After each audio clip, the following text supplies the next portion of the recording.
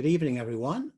Welcome to the Brilsey Regency Christmas talk with Professor Robert Morrison, more of whom in a minute. Welcome to you all. My name is John Strachan. I am Pro-Vice Chancellor for Research and Enterprise at Bath Spa University and a colleague of Robert's. So you're all most welcome. I think we're going to have a fascinating evening. You've chosen very wisely, and this occasion supports the Brilsey. Do consider becoming members of that august institution. This in terms of house rules for this evening, this presentation is being videotaped. In a few weeks' time, it will be available on YouTube. So if you object to being videoed, please mute your video during the question and answers. So on a related topic, if you could mute both your sound and your video during Robert's presentation, and then unmute your video during the Q&A and so on. So if you wish, we will be talking for about 50 minutes, and then there will be half an hour for a Q&A. We'll go straight through from the presentation to the Q&A. We won't have any breaks in transmission, so to speak. If you have a question, either raise your hand with your video on, or press the hand icon in the viewfinder, or simply in the chat say, I would like to ask a question. Okay, welcome to our Regency Christmas. I'm absolutely delighted to introduce Professor Robert Morrison, who is, as we can see on the screen, the British Academy Global Professor of English Literature at Bath Spa University. Rob is also the Queen's National Scholar at Queen's University in Ontario, and he's speaking from Ontario this evening.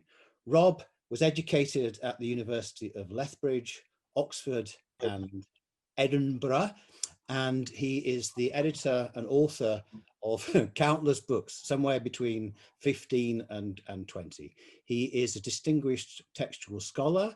He edited several volumes of Thomas de Quincey, his particular interest as part of Greville Lindop's magisterial Pickering and Chatto edition. He's edited Jane Austen for Harvard University Press. He's edited Thomas de Quincey and Tales of Terror from Blackwood's magazine with Oxford University Press.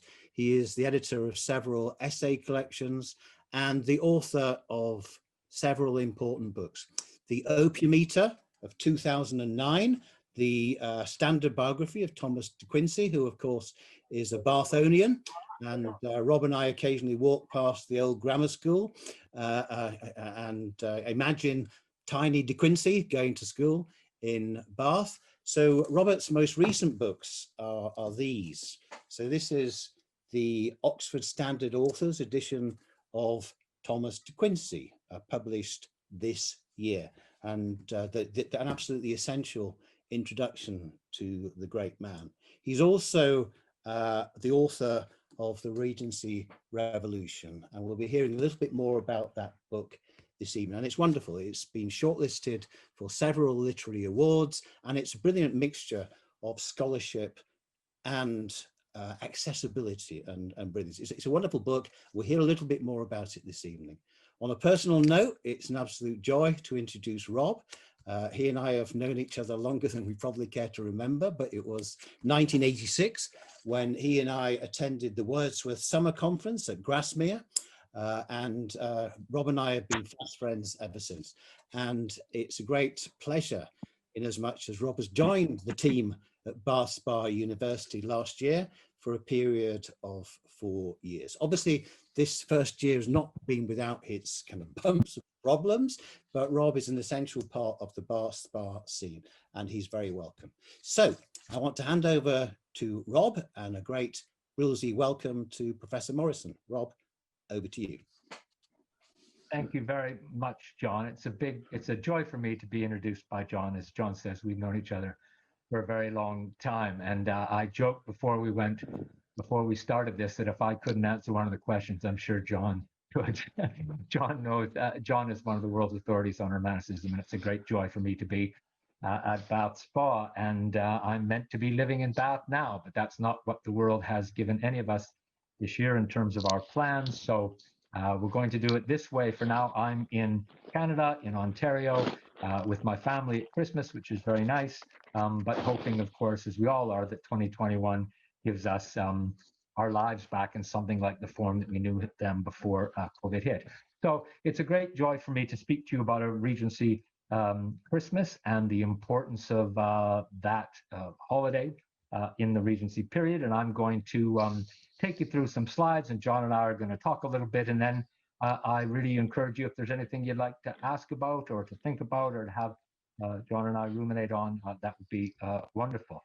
So the argument of the book is that the Regency is perhaps the most remarkable decade in all of British history. On my left-hand side with the gold band, that's the hardback version of the book, and I think of that as sort of celebrating the Regency part of the title, and then the what John calls the punk rock pink of the paperback cover is perhaps the side devoted to Revolution.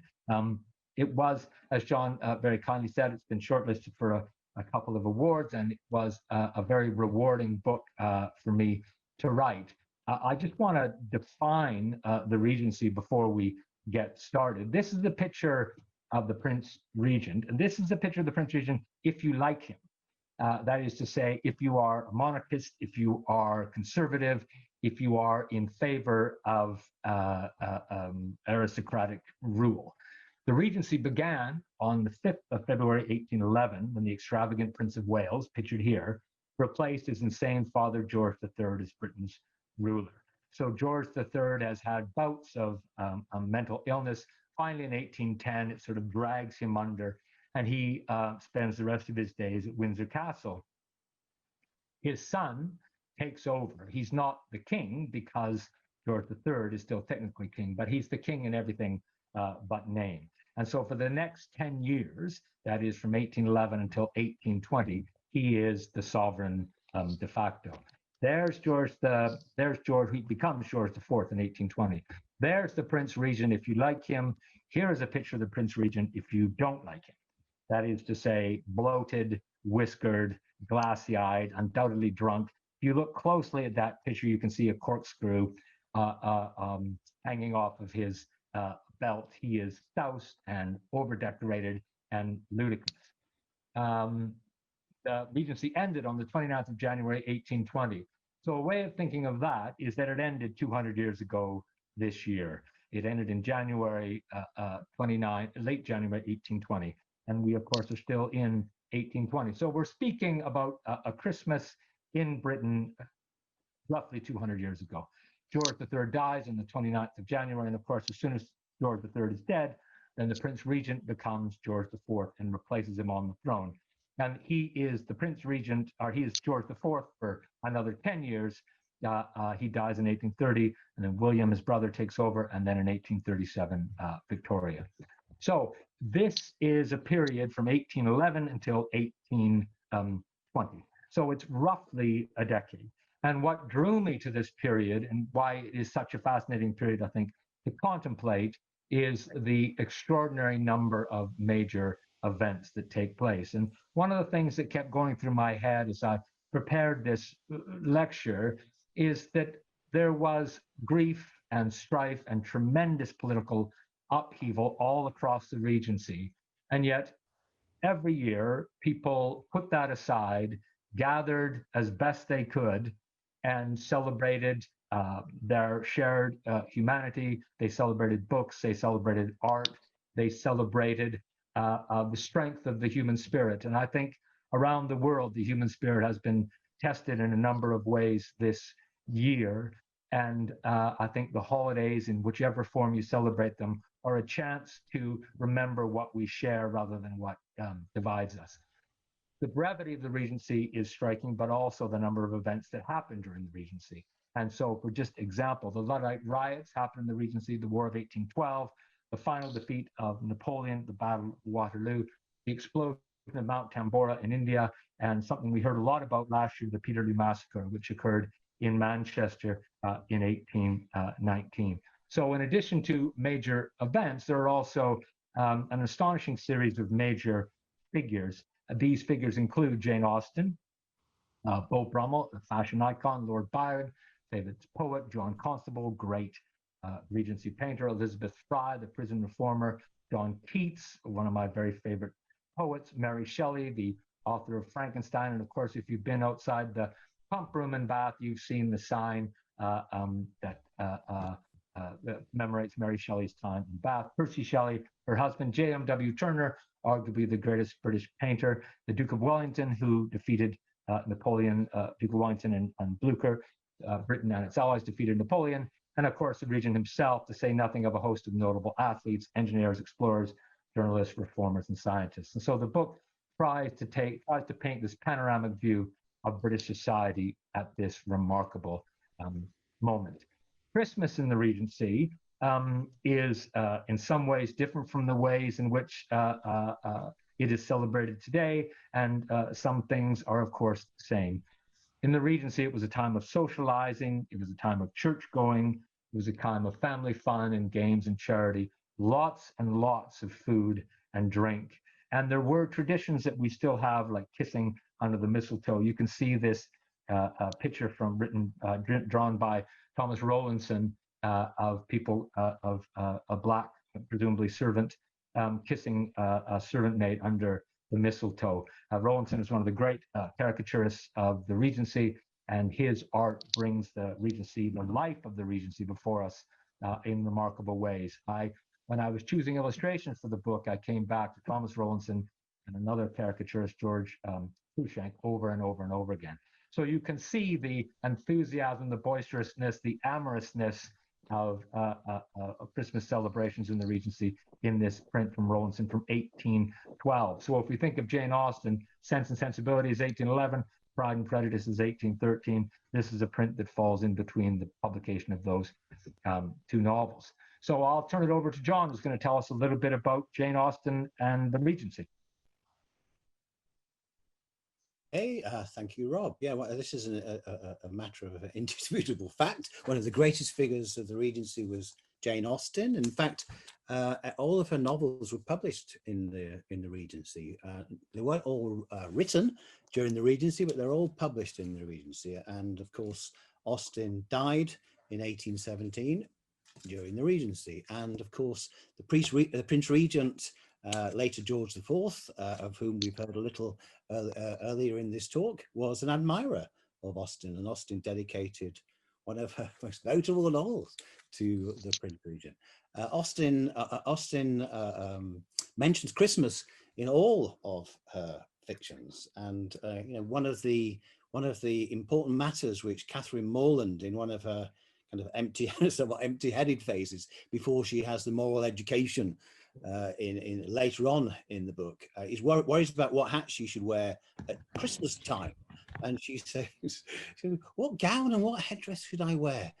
Why is this? And Austen says, because her great aunt had read her a lecture on the subject of hats only the Christmas before. So Austen always uses Christmas as an opportunity for Christmas revelry, and as part of her own personal satire. One of the last moments in Pride and Prejudice, you must all spend Christmas at Pemberley. Okay, Rob. Oh, as John has said, she publishes all 6 of her novels in the Regency, and I'm not going to confess how many times I read Austen's novels before I realized that Christmas is mentioned in all 6 of them. And I thought, well, why is this? One of the reasons, and I tell you this with great excitement, is that Austen, as you may know, is born in December. In fact, it is Jane Austen birthday eve all around the world. That is to say, Austen was born on December 16th, 1775, and so it is the eve of Jane Austen's 245th birthday today, which makes this a very fitting time to talk about her contribution to the Regency. So Austen will be 245 tomorrow, which means, of course, that in just 5 years' time, we will celebrate Jane Austen at 250, as we celebrated William Wordsworth at 250 this year. So Austen, in the Regency in November 1812, writes to a dear friend in November And she talks about her excitement about Christmas. So this is Jane Austen in 1812 in the Regency, thinking about her Christmas duty. She writes, "We are just beginning to be engaged in another Christmas duty, and next to eating turkeys, a very pleasant one, laying out Edward's money for the poor." Edward is her brother, her wealthy brother. "And the sum that passes through our hands this year is considerable, as Mrs. Knight left 20 pounds to the parish." So it is a revealing moment in Austen's letters when she says, "I have a duty to perform at Christmas, and it's not just eating, it's also charity. It's also remembering people who are not as fortunate as Austen at this point in her life was." And so it's her job to distribute the 20 pounds to the parish. So it's a lovely moment in Austen where she's thinking in November, well before Christmas, of what she's going to do. And in addition to the revelry, there's also the chance to remember people who have not had the good fortune that she has enjoyed in 1812. She's finished Pride and Prejudice, and it's going to come out the following year. So it's one of my favorite Austen letters because it shows her compassion to the world around her. This is from Pride and Prejudice, as Sean says. This is Elizabeth Bennet at the end of Pride and Prejudice. "I am happier even than Jane. She only smiles, I laugh. Mr. Darcy sends you all the love in the world that he can spare from me. You are all to come to Pemberley at Christmas." And so you can see that in the Regency, the Christmas is a time when families get together, when they write to one another, they extend invitations, and they gather to celebrate the occasion then as now. Of course, it's much more complicated this year, but as Andreas and John and others have said, it's possible to gather in this way as well. And it's not the same, but I still find it's lovely to be speaking in Canada to you in various places around the world. This is Emma. Christmas Day, she could not go to church as the ground was covered with snow and the atmosphere in that unsettled state between frost and thaw. I put this quotation because it's interesting to me that Emma is expected to go to church. That is, on Christmas Day in the Regency, one of the things that was expected, at least of some portions of the society, is that you would go to church. And Emma doesn't have to go because of the weather. Austen is like everyone, especially in the winter, very concerned with what it's doing outside. And the atmosphere in Emma on Christmas Day is in that unsettled state between frost and thaw. And so Emma doesn't have to go to church. My favorite Jane Austen novel is Persuasion. This is the edition that I did, and long before I knew about global professorships or about the possibility of joining John in Bath Spa and the joy of living again in Britain, which I've done in various points in my life and have enjoyed immensely. I edited Persuasion and spent time in Bath walking where Anne and Wentworth walked. And in Persuasion, there is this Christmas scene. And Austen writes, "On one side was a table occupied by some chattering girls cutting up silk and gold paper.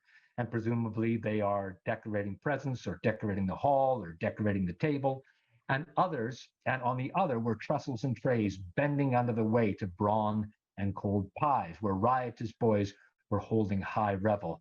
So we've got chattering girls on one side of the table and riotous boys holding high revel on the other side. The whole completed by a roaring Christmas fire.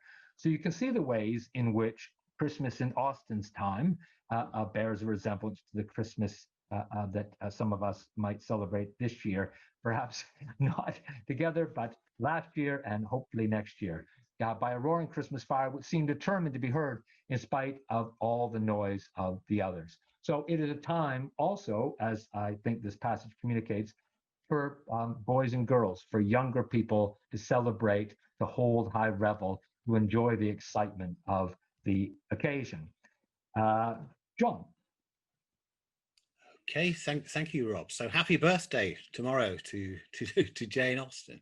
And actually, apropos of perhaps not very much, happy birthday today to Edna O'Brien, who is in effect a kind Oh, of, right. she's 90 years old this very day. Oh, And of course, as a kind of successor to Austen, as a comic novelist and satirist. So, oh, here we are with Lord Byron, the most popular poet of the Regency. We all know three things at least about Lord Byron: that he was, in the words of his spurned mistress, Lady Caroline Lamb, mad, bad, and dangerous to know; that he had sex with his sister, well, half sister to be precise, and that he awoke one day to find himself famous. And this was at the publication of Childe Harold's Pilgrimage, the first episode, so to speak, of that wonderful narrative poem in 1812. So Byron is a poet of the Regency as well, and he is indeed the most popular poet of the Regency. For every copy that Wordsworth sells of his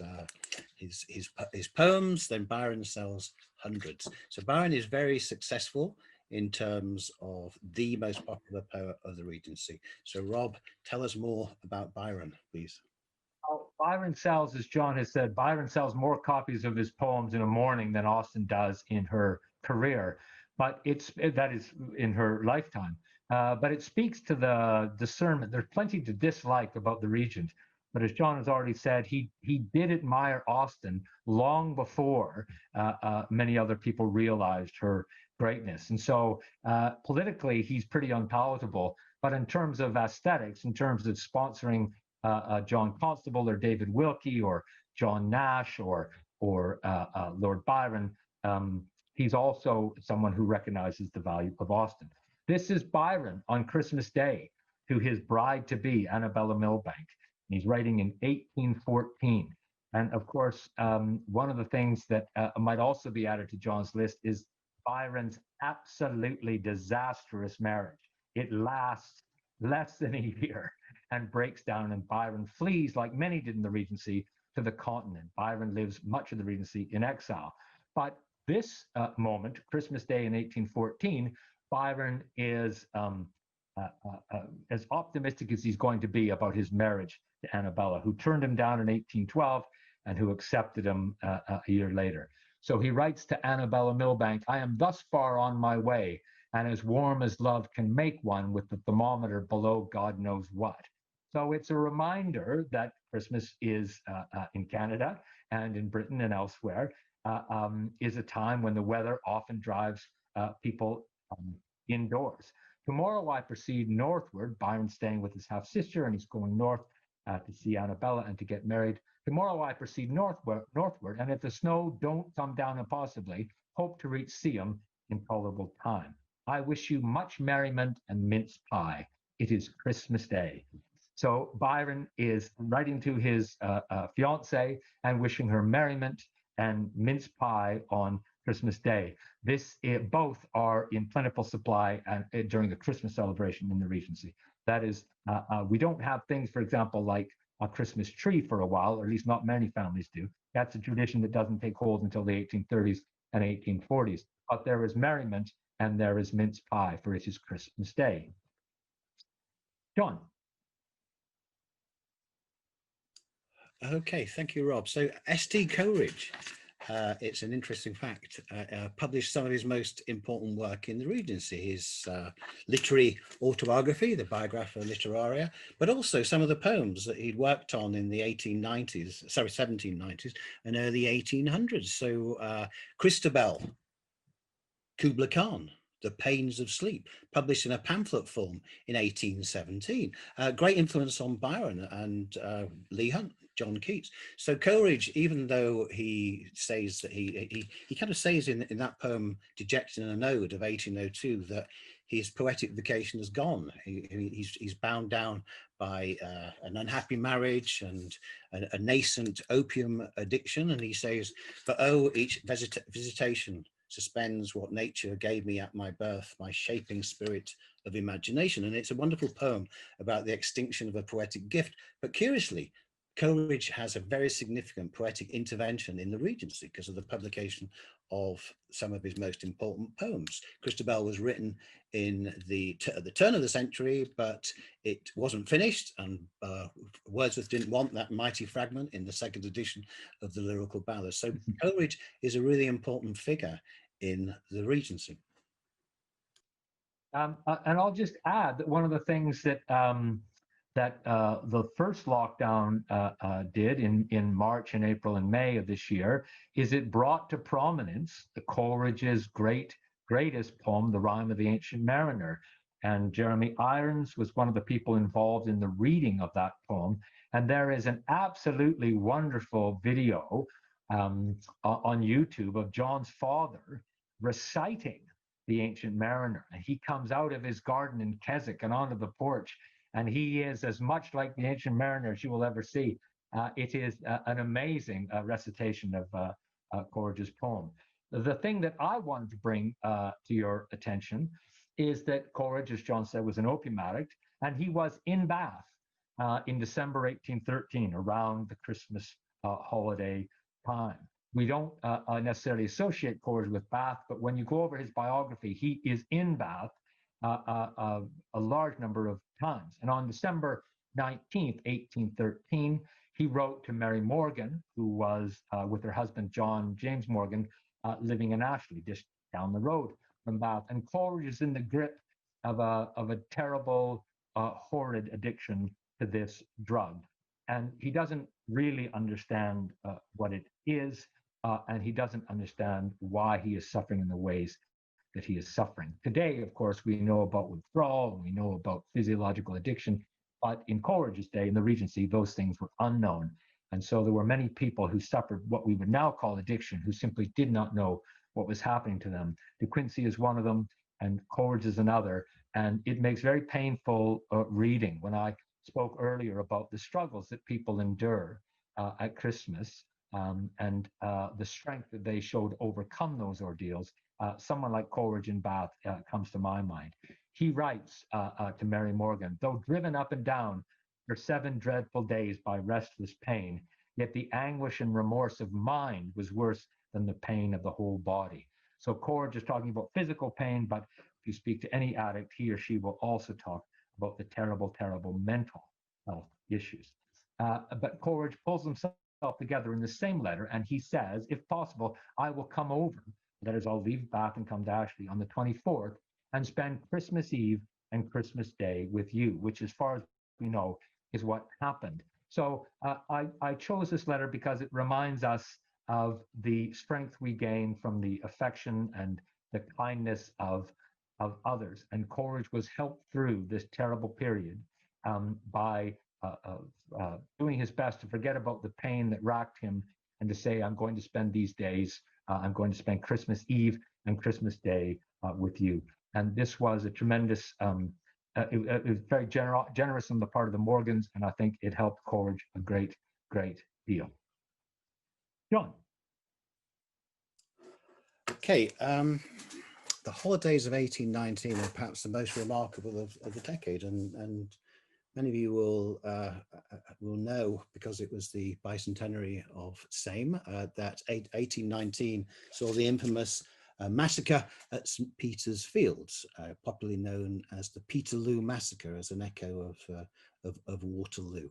So here is an image, the massacre at St. Peter's, and this became a kind of iconic moment when the Manchester Yeomanry charged a crowd of somewhere between 50 and 60,000, which was attending a meeting which was listening to a speech by Henry Orator Hunt.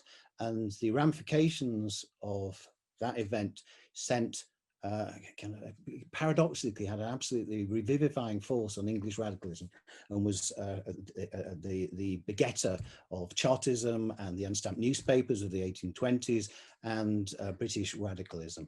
And 1819 is the year of Shelley's poem, England in 1819, which talks about the massacre and talks about the king, George III, and his despised son, very much the fat drunken slob of the radical imagination, as as Rob mentioned early on. So England in 1819, an old, mad, blind, despised and dying king. Dying king.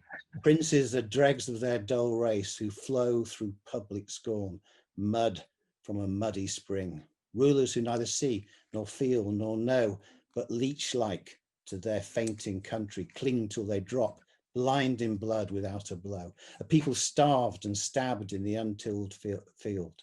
An army whom liberticide and prey makes as a two-edged sword to all who wield. Golden and sanguine laws which tempt and slay. Religion Christless, godless, a book sealed, a senate, time's worth statute unrepealed, are graves from which a glorious phantom may burst to illumine our, what's the last word? Tempestuous day. Thank you very much. Okay, so this is a really remarkably important moment in Regency history, the Peterloo Massacre. So one of the reasons that when I was with John at Oxford, I followed him around was because there was always a chance that he was going to break out with a sonnet by Percy Shelley, just like you heard. That's why I was seeking to be in his company as often as possible. So one of the politicians that was in government and was in charge of keeping the lid on British radicalism was a man named Lord Castlereagh, and he was one of the most notorious politicians of the Regency. And Castlereagh spent Christmas 1819 at his estate in Kent. And I chose Castlereagh because the toll that it took on him in government was immense. And I've written here, Peterloo and the ongoing political strife of the autumn take their toll on Castlereagh, who was attacked by Percy Shelley in England in 1819 implicitly, and also in a poem that Shelley wrote in 1819 called The Mask of Anarchy. And for me, The Mask of Anarchy is the greatest protest poem in English literary history. And it includes the lines, I met murder on the way, he had a mask like Castlereagh. There is a new biography of Castlereagh that came out a few years ago that attempts to rehabilitate, I think quite successfully attempts to rehabilitate Castlereagh and speaks to the pressure he was under. But at Christmas, he leaves Parliament and retreats to his estate at North Cray Farm outside London. And he is so worn out as to require being refitted. And the Christmas holidays for Castlereagh become a time when he can leave the stress of work and politics behind, leave the stress of Peterloo and the tumult of the government, and relax and attempt to rejuvenate himself. And in Castlereagh's case, that is not entirely successful because he meets a rather grisly end a couple of years later. But it is an indication that in the Regency, as now, the holidays were a time when, when if the autumn has worn us out, the Regency or the Christmas provides a time when we might catch our breath a little. And I certainly hope that that all of us get a chance to catch our breath this Christmas. Walter Scott. Okay, I'm just reminded of Byron's epitaph. Is that the right word for Lord Castlereagh? Castlereagh cut his own throat after he's been Yes. blackmailed for putative homosexual activity. I mean, we don't quite know what was at the bottom of that story, but Byron wrote a rather uncharitable pair of verses in his memory, which is, posterity will ne'er survey a nobler grave than this. Stop, traveller, and piss. So that's Byron's take on poor old Castlereagh. Okay, so Walter Scott. Walter Scott was the most famous novelist of the Regency. He was quite possibly the most famous poet of the decade beforehand. So in Marmion and so on, he was a best-selling poet. But then something happens in 1812 at the start of the Regency. It's called Lord Byron, and Scott reads Charles Harold Pilgrimage and thinks, well, the game is up, and he stops writing poems. And then he starts to write novels in 1814, Waverley, or 'Tis 60 Years Since, which is a story of the 1845 Jacobite rebellion, a wonderful work which started the vogue for historical fiction. So he's a very important generic pioneer. And Jane Austen was quite cross that Sir Walter Scott has no business writing such wonderful novels and doing people like me out of business. So Scott was the most famous novelist of the Regency and had a huge European reputation. Byron and Scott are very well known on the continent, and Scott sells in tens of thousands in France and Italy and Germany and Spain. So these are potent European figures. He's also someone who's got an association with Bath. There's a plaque in Bath that when Scott lived in Bath as a very young boy, he developed polio and walked with a limp, as indeed did Lord Byron, for almost his entire life. And when John and I go walking around Bath of an evening, there's plenty to stop and look at, including where Scott lived in the 1770s, shortly after his birth.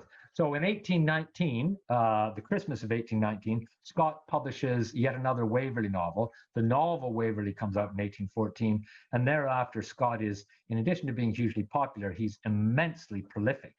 And so Waverley novels, the first one's called Waverley, and then a whole bunch of novels follow, all of which are grouped under the title of the Waverley novels, including Ivanhoe in 1819. And it becomes Scott's rule of thumb in about 1816, 17, that he needs to have the novel finished by September so it can be set in type in October and be ready for the Christmas market. Because then, as now, buying books and book reading and talking about books is a crucial part of culture and socialization. And also the giving of books at Christmas is something that happened a great deal in the Regency, as indeed it happens now. In Scott's personal life, Christmas is a time of grief in 1819. In mid-December, he deals with the death of an uncle and with an aunt, and then on Christmas Eve with the death of his mother. And Scott is, as you might expect, brokenhearted by what's happened, and he points to the contrast between the sorrow of losing his mother and the ebullience of the holiday. The reason I chose this quotation as well, in addition to sort of, the things that happen to all of us, the death of his mother, Scott also says she'd already purchased a number of New Year's gifts for her family. And it highlights the fact that in Scott's family, the Christmas gifts didn't come at Christmas. They came at New Year's. And Scott says his mother was a great observer of the old fashions of her period. And her period would have been the middle and toward the latter end of the 18th century. And it reminds us, of course, that Scott is Scottish, and how it was done in England was not necessarily the same as how it was done in Scotland. And it also reminds us that different families have different traditions, and that there are all kinds of different cultural and religious traditions at this time of the year. And Scott was somebody who celebrated that difference. It's one of Scott's greatest achievements, I think, that he is constantly open to difference, and he embraces a difference. And so their family opened gifts on New Year's, and that's because his mother was a great observer of the fashions of an earlier period.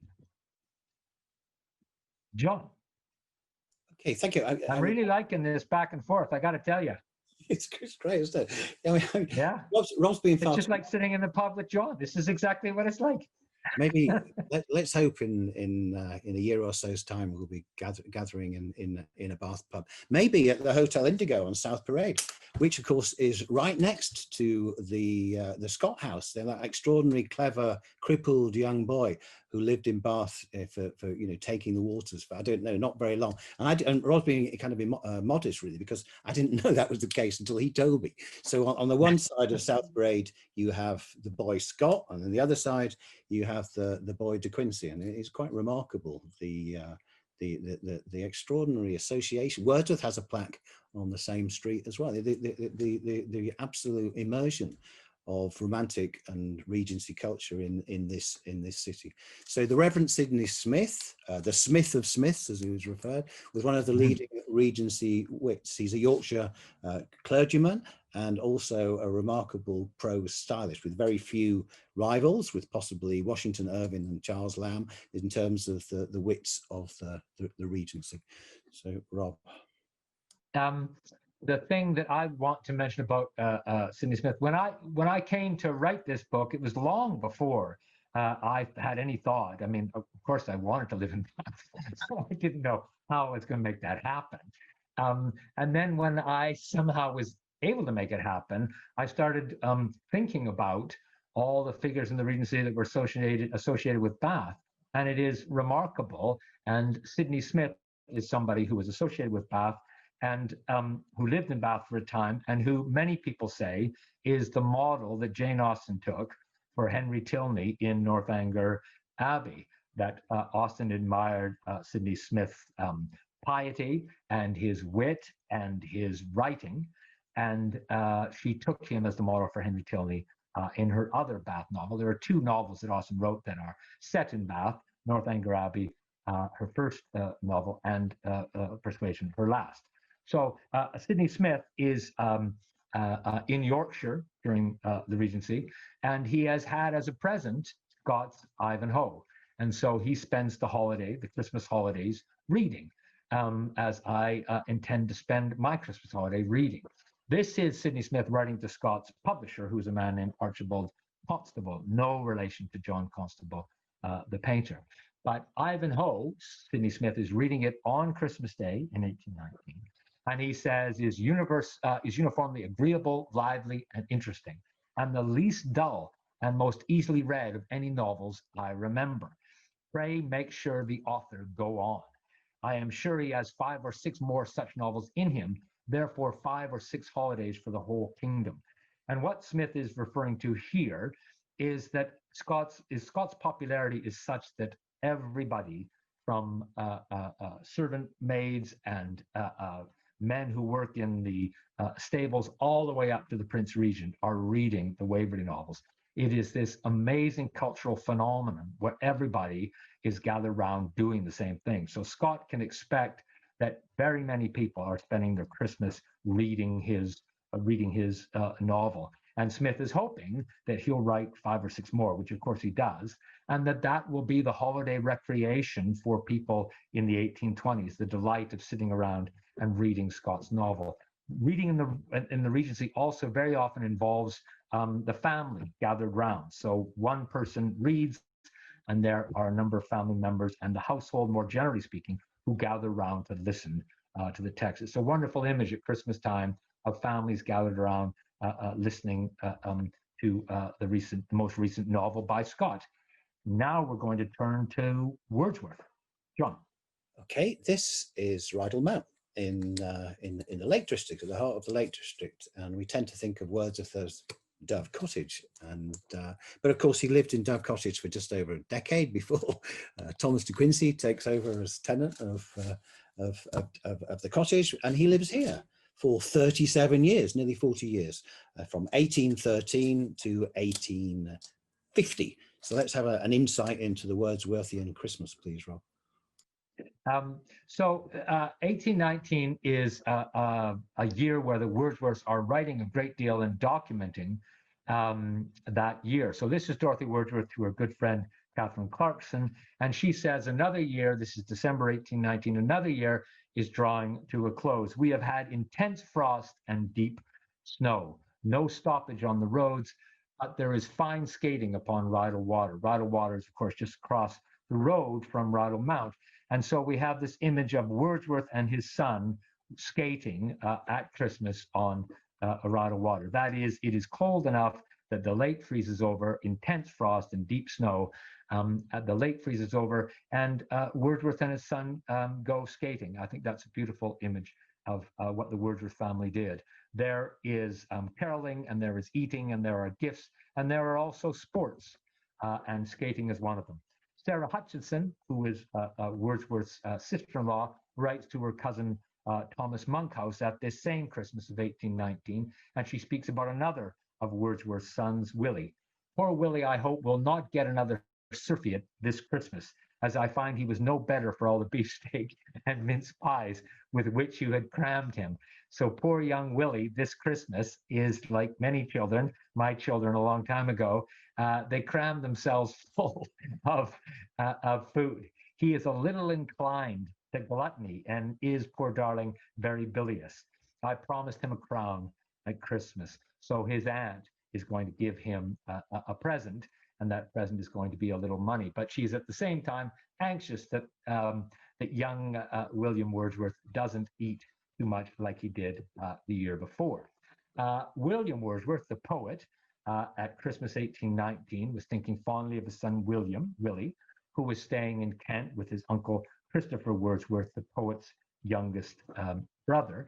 And Wordsworth is thinking of his younger brother, Christopher, this Christmas. Christopher is, of course, a distinguished scholar himself and had a distinguished career at Cambridge. And Wordsworth writes him a very beautiful poem. In the Regency, it was customary for village musicians and members of church choirs to stroll from door to door at Christmas time to offer good wishes and to provide musical entertainment. So in addition to going to church and having lots to eat and enjoying skating, village minstrels would come to your door and provide musical entertainment. And that's part of what Wordsworth writes in this poem to his younger brother, Christopher, which John will read us now. Okay, thank you. Yes, on the subject of Wordsworth skates, head to Dove Cottage in the new year and see them, because the Dove Cottage has various treasures that belong to Wordsworth, his bright green spectacles and his skates. He skated throughout his life, and he writes beautifully about skating in the two-book Prelude of 1799. So Christopher Wordsworth, he was, by any accounts, a very distinguished man. He was Master of Trinity College, Cambridge, and Vice-Chancellor of Cambridge University, no less. But he tends to be rather overshadowed by his brother and by his sister as well. But there we go. So this is the start of Wordsworth's poem, A Christmas Carol. The minstrels played their Christmas tune tonight beneath my cottage eaves, while, smitten by a lofty moon, the encircling laurels, thick with leaves, gave back a rich and dazzling sheen that overpowered their natural green. Through hill and valley every breeze had sunk to rest with folded wings. Keen was the air, but could not freeze nor check the music of the strings. So stout and hardy were the band that scraped the chords with strenuous hand. And who but listened till was paid respect to every inmate's claim, the greeting given, the music played in honour of each household name, duly pronounced with lusty call, and Merry Christmas wished to all. I really love the fact that Wordsworth says Merry Christmas in that poem. I've often wondered, when did we start saying that? And Wordsworth, it's clearly something that Wordsworth was familiar with in 1819. So this is the Duke of Kent. And the Duke of Kent is important for a number of reasons. One of those reasons is that it's Edward, Duke of Kent, and he had a military career in Canada. And one of the Canadian provinces, as of course you will know, is Prince Edward Island. That's Prince Edward. So he left his mark on Canada. Prince Edward Island is about a 13-hour drive from where I'm sitting now, which is in Canadian standards is doable in a day. And the island is named after Prince Edward, Duke of Kent. The other reason he's important is because he is the father of Princess Victoria, who of course went on to become Queen Victoria. And they holidayed in 1819 in Devon. And the Duke and Duchess of Kent are with their infant daughter, Princess Victoria, on this holiday. And Princess Victoria is a very, very, very young child. There's an apprentice boy outside where they're staying, and he fires a gun at birds that are so near the cottage window that the charge breaks the nursery windows. And some of the shot passes, according to this account, close to young Princess Victoria. So we have this glimpse of accidents happening and of the royal family, what the royal family was doing, then is now a source of great public interest, at least to many people. The shot breaks the window and passes close to the princess. But think of the difference in British history had there been something that happened that was not as fortunate. Shortly after this episode, in January 1820, the same month as his father, the Duke of Kent unexpectedly dies of pneumonia. So Queen Victoria lost her father very, very early.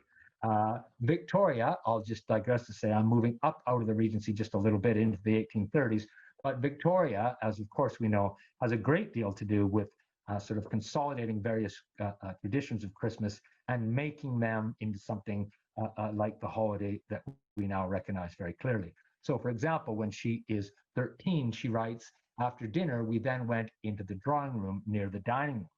There were two large round tables on which were placed two trees hung with lights and sugar ornaments, all the presents being placed round the tree." So there, in the 1830s, is the Christmas tree.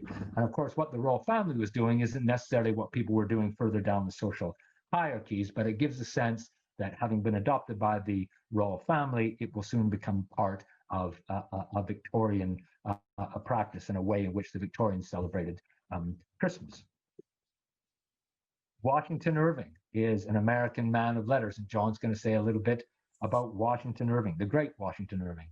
The great Washington Irving, author of Rip Van Winkle and other things. As a young man, he came to England, lived here for much of the Regency, and was very well acquainted with some of the figures we've seen today. There's a famous breakfast party held by Samuel Rogers in 1815, and Irving goes along and he meets Samuel Taylor Coleridge, William Wordsworth, Sidney Smith, many others. So it's really well connected, and one of the first significant American authors to have a hit, so to speak, in this country. And he uses the pen name of Geoffrey Crayon, and under the pen name of Geoffrey Crayon, he attracts notice from some very significant people, even William Hazlitt, who doesn't skimp on the abuse of Regency writers, says that Irving is one of our most attractive and praiseworthy writers, with his qualities of simplicity, honesty, hospitality, and so on. So he's a figure to conjure with, and he writes very well about Christmas in the sketchbook of Geoffrey Crayon, 1820, I believe it is. So.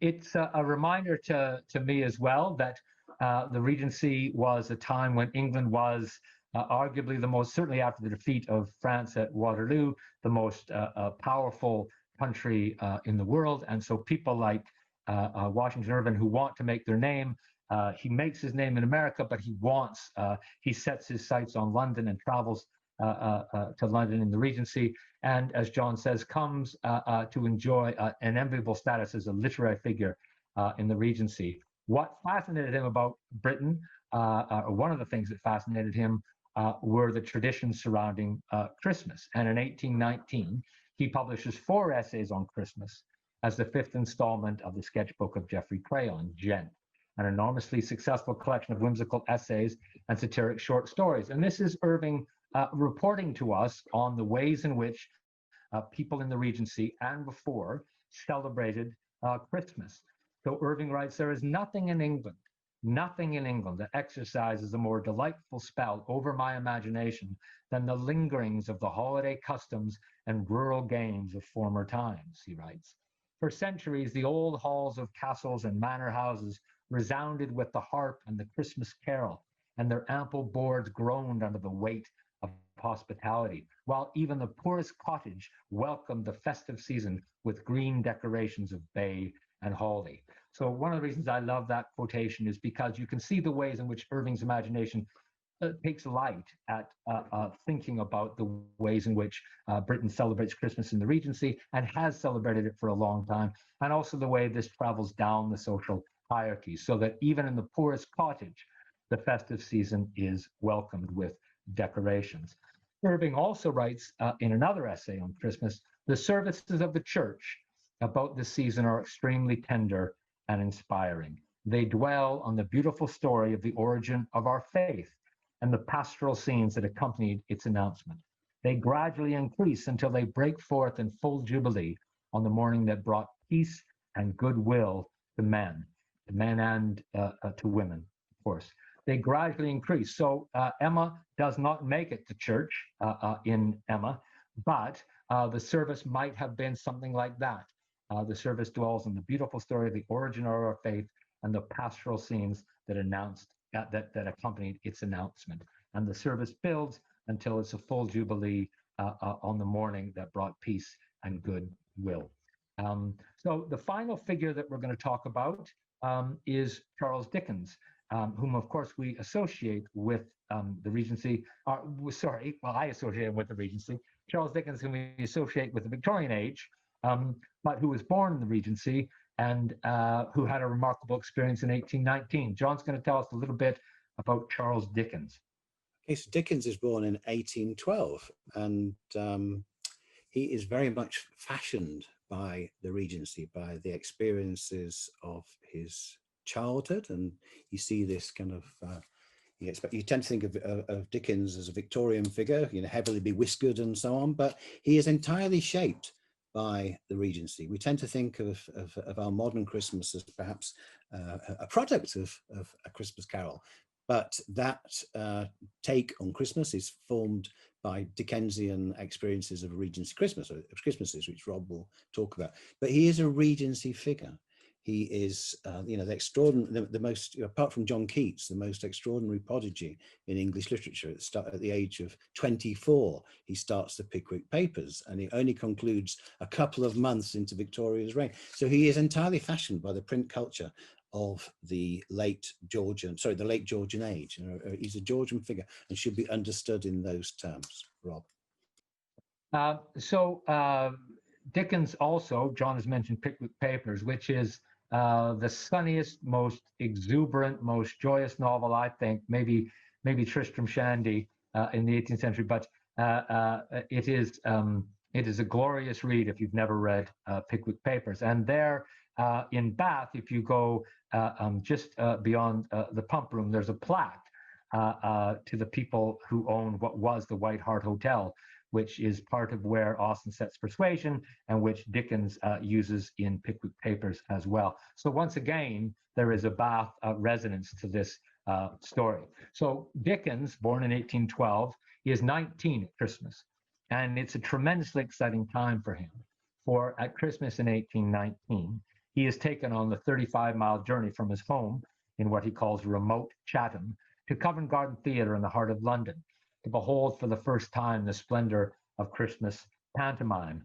So the Christmas panto was something, of course, we're all familiar with. Dickens, as a 7-year-old boy, went to the theater to watch the Christmas pantomime. And the person who stars in the show that year, 201 years ago, is the greatest of all British clowns. The show Dickens sees, almost certainly a new pantomime called Harlequin and Don Quixote, stars Joseph Grimaldi.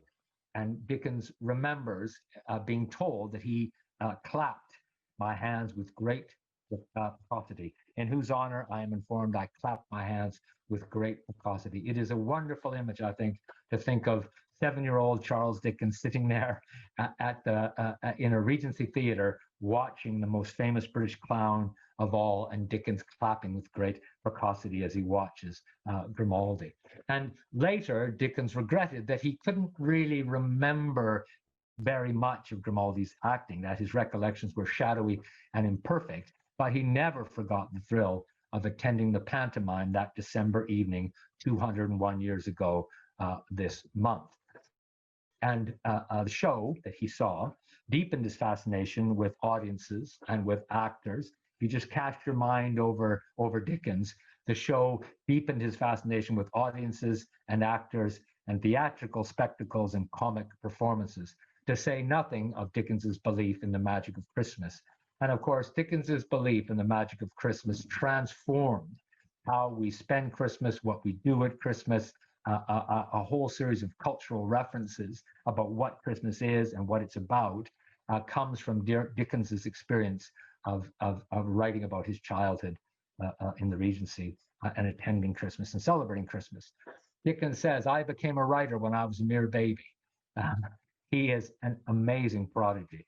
"I became a writer when I was a mere baby," he later observed, "and always an actor from the same age." So in the Regency, Dickens became a writer, and I think you can see that all across his celebration of Christmas.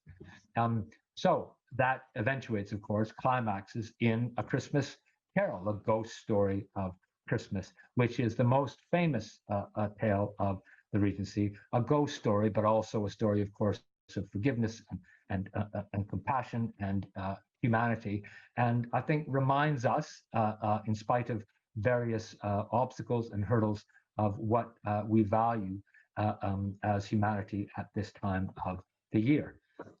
So that brings us to the end. I don't know how we've done. That's 1 hour.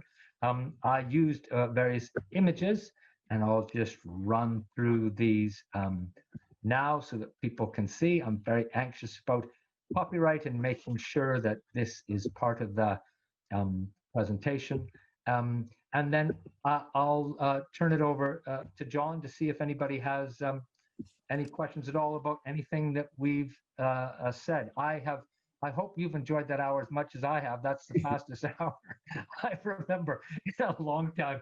I thought I was going to look down and see it wasn't that long, and it was an hour. So I hope for some of you at least that went as fast as it went for John and for me. Thank you very much. Thank you for coming.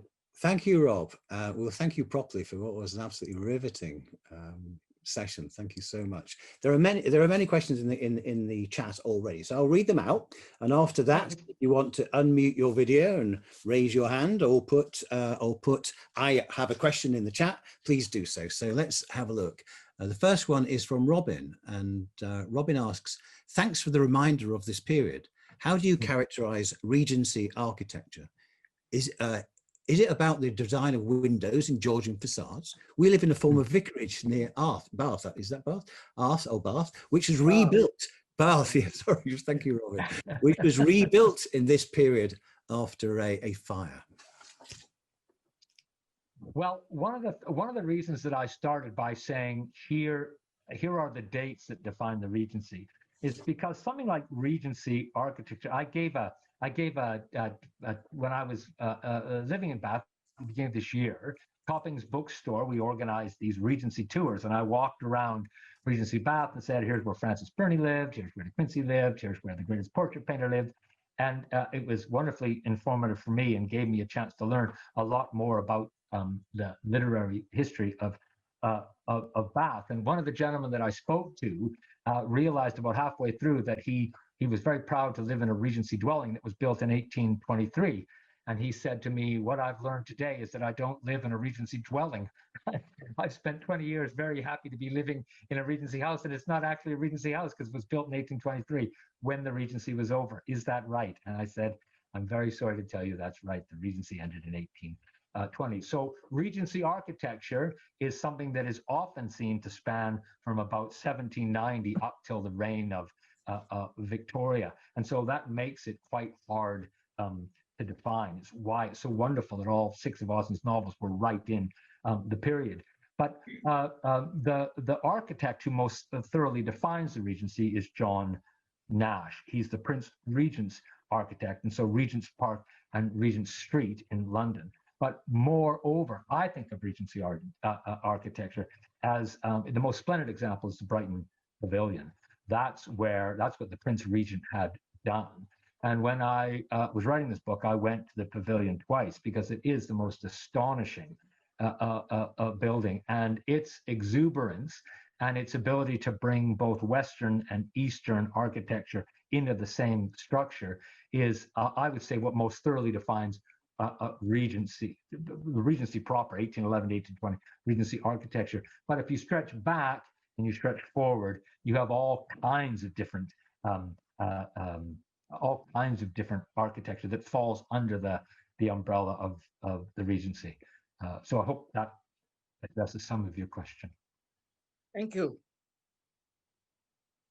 My pleasure. Thank you for coming. The next one is a most interesting question, and it's from L. Stewart.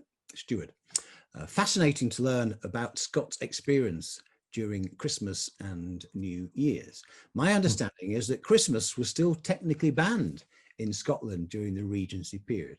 Do you know that if this law was still enforced during the Regency, or was Christmas generally acceptable and celebrated by this time. I do know that in the immediate post-Reformation time, Yule, as it was called in Scotland, was banned, yeah. And I know those ordinances weren't repealed until somewhere in the 18th century. But over to you, Robert. I'm afraid I can't speak definitively to that. I don't know whether it was legally banned, but I do know that it was very often celebrated. That might account for why presents were open at New Year. So you could say it has nothing to do with Christmas, it's to do with the celebration of the New Year. It is one of the things I loved about writing the book on the Regency, is that it gave me a chance to think, as Scott always thought about in his novels, about the difference between the nation of Scotland and the nation of England, and the things that they shared and the things that were different. It's clear that celebrations went on in the Regency in Scotland. But as to whether they would have called those celebrations Christmas, I think Scott's mother's comment indicates that maybe they called it, maybe they celebrated it on New Year's Eve, but certainly there was lots of food and drink and carousing at this time of the year in Scotland as well. There are all kinds of laws, for example, on dueling or on gambling, where the law, of course, then as now, the law says you can't do that, but people do it openly and actively. There's not much an attempt. The law is there, but there's not much in the way of enforcement. So the short answer is, I'm afraid I don't exactly know, but the longer answer is they certainly had undertook celebrations of different kinds. Okay. Fascinating. Thank you so much. Okay, somebody has points out points of information concerning comments on Scott's mother and New Year presents. This practice continued long after that. Christmas Day did not become a public holiday in Scotland until 1958. Now, I took the opportunity to consult Wikipedia while you were talking, and it seems that the actual laws were repealed in the 1720s, but there was still very much a kind of Kirk, disapproval of practice of, Christmas festivities, which were kind of flippant and perhaps somewhat unchristian. Can I just say that one of the reasons I love doing these talks is because I learn a lot. I learn a lot about, and yeah, that's very helpful. I don't know who contributed that, but thank you very much. That's very helpful. Okay, so does anyone have any questions from the floor, so to speak? I can't see everybody present, so is that Elizabeth? Sorry, I can't turn my camera on, so you can't actually see me. There's a glitch. But I put in a question which, sorry, it got split. Fascinating talk, but I think I want to go back to where you were talking about Walter Scott at one point. And I think what I understood is that you mentioned Walter Scott as being the most famous novelist of that era. So, I mean, was it Walter Scott? Was it not Jane Austen? I mean, how did she compare?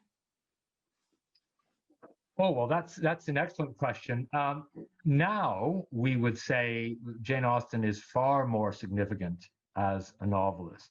But at the time, this is one of the great joys of doing historical research, is you see the ways in which, for example, a literary reputation shifts.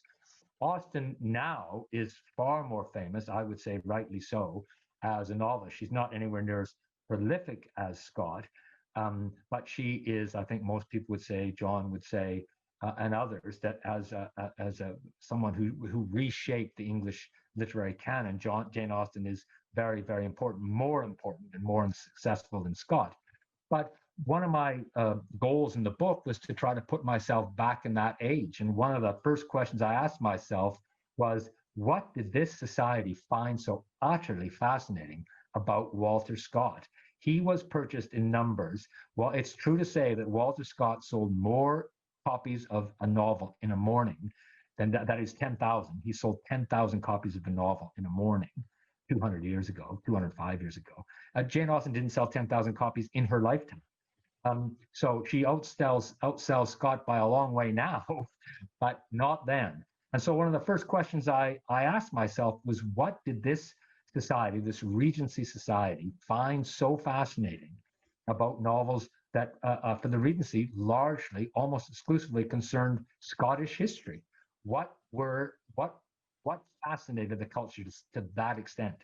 And so now you're absolutely right. It is Jane Austen who is recognized as the more important figure. But then Austen had very little in the way of a reputation, and Scott was infinitely more popular. It's one of the reasons why I think we celebrate the Regent's recognition that even though not anywhere near as many people are reading Austen, the Regent knows how valuable she is. And so there's all kinds of reasons to dislike him. And his faults, I think, pretty clearly outweigh his virtues. But there are some virtues. And one of them is his sense of greatness in poets and writers and engineers and artists and scientists and people like Jane Austen, who gets a level of profile that's greatly heightened because the Regent says, please dedicate Emma to me. And so when you open a copy of Emma, the first thing you see is, I dedicate this to the Prince Regent. So I hope that answers it. Well, thank you. You're very Thank you. welcome. So I get the impression that it was the Prince Regent who actually helped promote Jane Austen. She did. He did. He did promote. You know, then as now, the endorsement of a royal, of the really the king, did a great deal to heighten and raise her profile. But by this point, it's late in her career, and she died. Emma is 1815. What comes out in 1815, title page 1816, and she dies in 1817. Had she lived longer, that royal endorsement might have done wonders for her reputation. The other thing I'll say just quickly is that in addition to being a great novelist, Scott is a great critic, and one of Austen's first great critics. The first important review of Austen is by Walter Scott. And Walter Scott writes penetratingly on what is great about Jane Austen, what is weak about him, and what is great about Jane Austen. It's a wonderfully selfless review of Emma and Austen's other works. Yeah, I mean, when Sidney Smith says, I hope there'll be half a dozen more, I mean, there are 19 more. So he writes 27 books in 27 novels in 20 years, on top of the endless journalism and a full-time job in the law courts and so. An extraordinary prolific man, but there's a lot. A friend of mine, a professor colleague from Newcastle from 20 years ago, so he read the entire oeuvre, if that's the right word, and it took him nearly 18 months, and he was a very fast reader, and I think it nearly killed him towards the end. I mean, Scott wrote a lot, and towards the end he was writing to because of the mishap to the aforesaid Archibald Constable, whose firm went belly up. He was writing to his way out of debt in a way that was not good for him and probably killed him in the end. But it's a curious fact that that the most popular novelist of the age is Scott, but the most popular poets of the day are Byron, obviously, but after that it's Byron, you know, Wordsworth and Coleridge not second and third. You have these long forgotten figures such as the aforesaid Thomas Campbell and William Leal Bowles and so on. Samuel Rogers, who had the breakfast party with all the great worthies there, and they're outselling them. And of course, because we look back in the kind of Regency in a kind of skewed way, and we see these figures who did not sell very well in their day, Austen, Coleridge, Wordsworth, and they seem the titans of the age. But yes, they didn't sell very well. And of course, Wordsworth and Coleridge make out, you know, every great writer, in as much as he is to be understood, must create the taste by which he is understood. I'm misquoting wildly, but you get the message. And De Quincey himself says that Wordsworth's name was trampled underfoot in the 1810s. By the 1830s, it's triumphant. So maybe there's some truth in that Wordsworth in the end had the last laugh. Jane Austen and William Blake had the last laugh. But if you put someone in a kind of literary time machine going forward 180 years and looked at the syllabus of the university in 2020, and they said, Wordsworth and Coleridge and Blake, who's Blake? Never heard of him. You know, he didn't publish a book in the traditional sense during his lifetime. So we have a different take on the late Georgians and the Regency than they did. I tried in the book to try to create both worlds. I tried to create a sense of who we value now, but I also tried to conjure why it is that those people like Scott were so enormously popular then. It's a reminder, and I think it's a valuable reminder at this point, that, you know, that things level out, that it feels really terrible now to be isolated and the news so negative, but, you know, it passes. You know, Scott says, yes, Scott said very famously, yes, the world finds these things out for itself in time. And by that, he meant that, yes, this person is being severely criticized, and this person is being. I listened to an interview with Sir Paul McCartney 2 days ago, because he's got McCartney 3 coming out, and the person asked him about McCartney 1 and read some of the reviews of McCartney 1, which came out 50 years ago, and the reviews are terrible. And the guy was saying, what a great album this is. And McCartney laughed and he said, yeah, well, you should read what was said then. You know, time shows us that, you know, what looms up great in front of us. Not that it isn't, not that where we are now isn't difficult. It's just that I think literature and art helps us at times to get a longer picture. And that can be very valuable. If the day gets too oppressive, it's very helpful to think that this will pass. Okay, can we go back to the chat? Because there are a couple of really interesting questions there. So this is from Carmen Romero. Can you be as kind as to give more details as to how Sydney Smith is the inspiration for Henry Tilney, please? Well, Sydney Smith lived in Bath at the end of the 1790s. And you'll recall that Austen writes a draft of a novel which she calls Eleanor and Marianne in 1795, and that becomes Sense and Sensibility. And then she writes a draft of something called First Impressions, and that becomes Pride and Prejudice. And then she sits down and she writes something. It's very, very heartening, right? You think Jane Austen, she's in her early 20s, and she's writing these novels that are going to change the world. And she writes them and nobody wants them and they don't get accepted. And Austen, you know, Austen has what many great writers have, which is resilience. She stays with it. And when she gets rejected, I always think that Brian Epstein, sorry to talk about the Beatles so much, Brian Epstein takes the Love Me Do around to 19 different places and everybody goes, yeah, we don't want bands. We're not interested in that. Right? 19 times you get rejected. And then, you know, the door opens on the 20th. Well, Austen got rejections. The person who got First Impressions didn't even open it. They just sent it back and said, we're not interested. So Austen then wrote a novel called Susan, which, long story short, becomes Northanger Abbey in the late 1790s, when Sydney Smith is in Bath. And Austen's hero, Henry Tilney, is a witty, I would say somewhat pompous, self-important, but clever and kind-hearted clergyman. And Henry Tilney is a clergyman, but someone who sort of isn't, I would say, imprisoned by a Christian dogma in the way that Smith was not imprisoned. He had a more liberal, open-minded. He was very interested, for example, in the abolition of slavery. He was very interested in the key political issues of the day, like Catholic emancipation. He was interested in what I would say is moving the world forward. And he was not interested in aristocratic privilege, for example. So Henry Tilney is not modeled on Smith exactly, but Austen wanted an erudite, clever, attractive clergyman who was very, very good with words and who had an open mind about him. And Smith filled all of those requirements. And so I think it's sometimes easy to think of Austen as creating her novels in this kind of bubble. And when you realize that Waterloo was going on, the War of 1812 was going on, and Peterloo was on the horizon, that there's not much evidence of that in Pride and Prejudice, at least at one level. But I would say that Pride and Prejudice is all about war. All my students always say, you know, where's Napoleon? But Pride and Prejudice at one level is about a shortage of men and the terrible pressure on Mrs. Bennet and on her 5 daughters to get married. And my students always say, well, where are all the guys? Well, like all guys, they're not there. They're off fighting Napoleon. And so that war creates a shortage of men. And Austen doesn't address that directly, but implicitly, the economic and military and cultural cost of Waterloo, I would say, is all over her novels.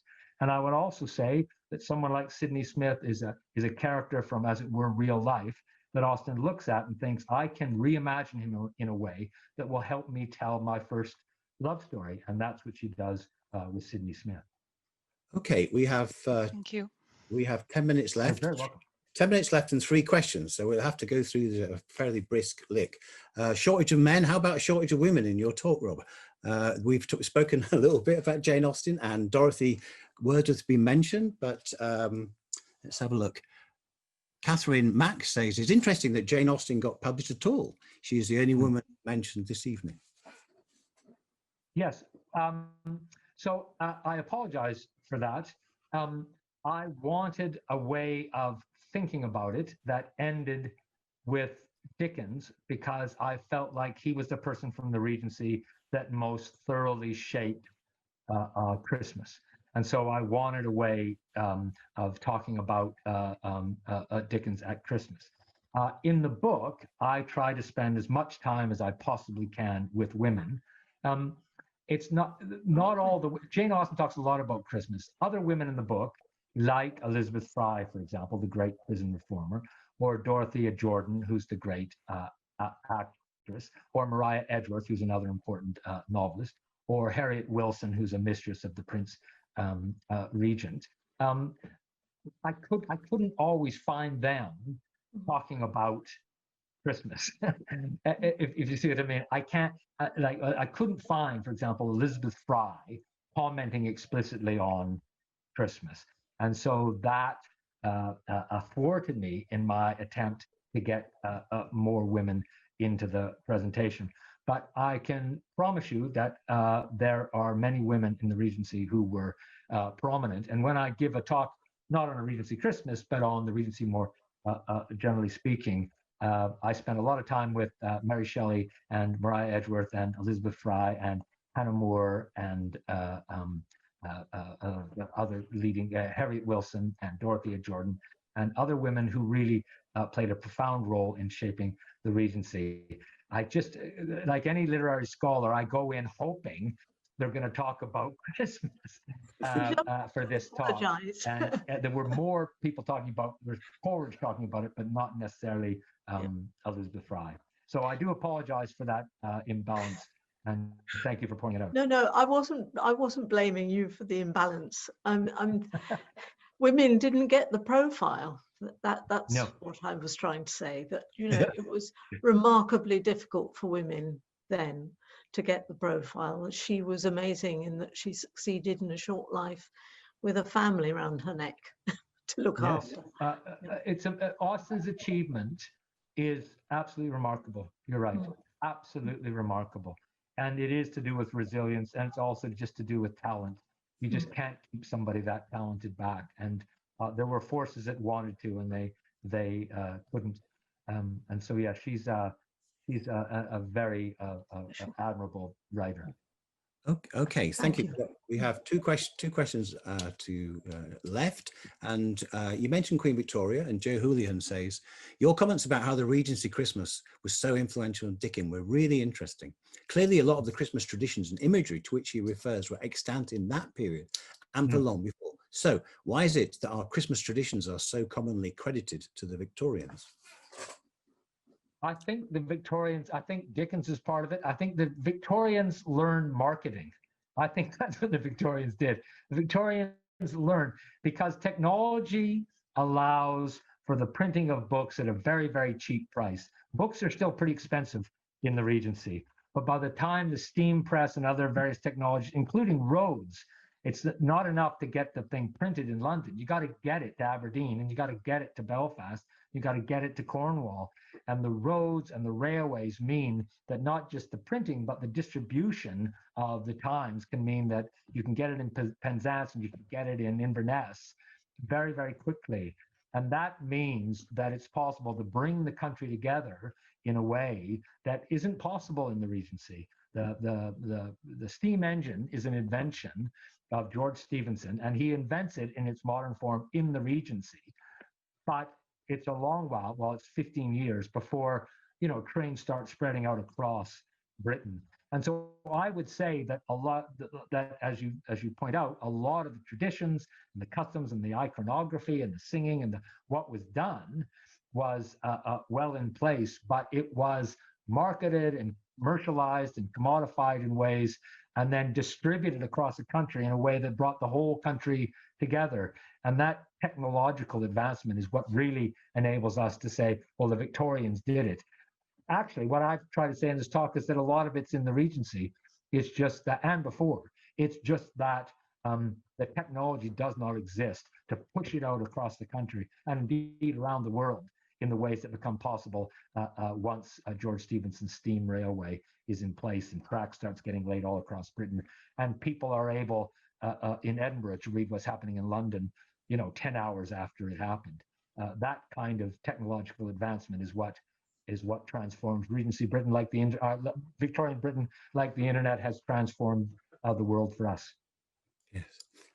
Okay, here's the last question, and it's a really interesting one. I don't know if you're a devotee of Patrick O'Brien, however, Rob, but I've got Patrick O'Brien on my shelf.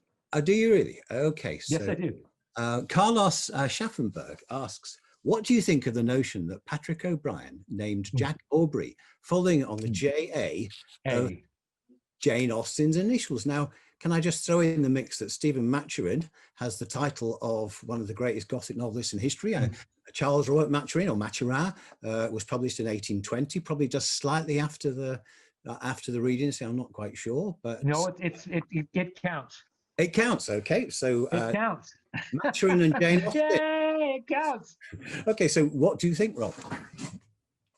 Well, that's an excellent question. I have to tell you that when I came up with the idea for the book, I phoned an editor that I've had in the past, and I said, because it's like a lot of work to put the proposal together. And so I have learned that the thing to do is to phone a few people and say, is there anything in this? Or is this like a good idea? Would you, if I did this, would you be interested? And so I phoned my friend John and I said, here's the idea. And he said, that's a great idea. Before you do anything, you should sit down, you should read Patrick O'Brien, because he writes about that time period and just before more vividly than anybody else I've ever read. And so I've got, there's my O'Brien section over there. And so I read three of them. I read Patrick O'Brien, and I read Georgette Heyer, who also writes brilliantly about the Regency. And I would say that those initials are Jane Austen's initials, that there are all kinds of ways, especially when I got halfway through writing the book, I kept going, oh, that's what he's doing. Oh, that's what Georgette Heyer was doing. They are so thoroughly enmeshed in this period that they are dropping all kinds of clues. I don't know, to their own amusement or what, but there is a sense in which, there's sort of this meta-narrative going on where he's talking about various features of the Regency. And I do believe that the J.A. initials are not an accident. He's so knowing about what's happening at that time period. And because you couldn't, she had two of her brothers in the Navy, but because she'd be hard to work in, I would say he gets her in that way. He brings her in that way. So yes, that's an excellent question. Yes, I think that's what he does. He does a lot of that kind of thing. Okay, it's very nearly 9 o'clock, so let's bring our proceedings to an end by thanking Rob for an absolutely riveting talk and a fantastic Q&A. So well done, Rob. Thank you. Can I please thank everyone who came and wish you all a very, very happy holiday, and take good care. And I hope very much that I am back in Bath sooner rather than later. Thank you again. Thank you very much. Thank you to Bessie and Billsy. Thank you. Goodbye. Okay, thank you very much, Bye. folks. Merry Christmas. See you Merry very Christmas, soon. Happy New In Year. 2021. Thanks again. Thank you, Andreas, for keeping us in order. Cheers.